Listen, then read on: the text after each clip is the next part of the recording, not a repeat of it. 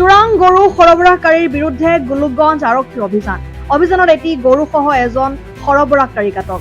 কালি সন্ধিয়া 7মান বজাত এক গোপন সূত্ৰৰ আধাৰত গোলোকগঞ্জ আৰক্ষীয়ে হালাকুৰাৰ পৰা ধুবুৰী অভিমুখে আহি থকা এখন ই-ৰিক্সাক আটক কৰি তালাচী চলায়। তালাচীত উদ্ধাৰ হয় গোপনে লুকুৱাই অনা এটা গৰু। অতি নিৰ্দয়ভাৱে বান্ধি ধুবুৰীৰ আমেৰ ভিটালৈ গৈ আছিল। আৰক্ষীয়ে গৰু সৰবৰাহকাৰী ধুবুৰীৰ আমেৰ ভিটাৰ ৰবিয়াল হকক আটক কৰে। আটকাধীন ৰবিয়াল হক আমেৰ ভিটাৰ মইনুল আলীৰ পুত্ৰ। রুবিয়াল হ্যাঁ রুবিয়াল রুবেল কি হক ঘর কত আমার বিডে আমার পিঠা কত আমার বিডেই হইতে কোন কোন কোন থানা এমপুর থানা আমকুড়ার থানা করবার নেছে এটা হালাগুড়া হ্যাঁ হালাগুড়া হালাগড়া কোন ঠাই হালাগুড়া হইতে ইট ভাটার হনি ইট বেটা কত লই যাবি হুম গরু কত লই যাবি গুরু সেতে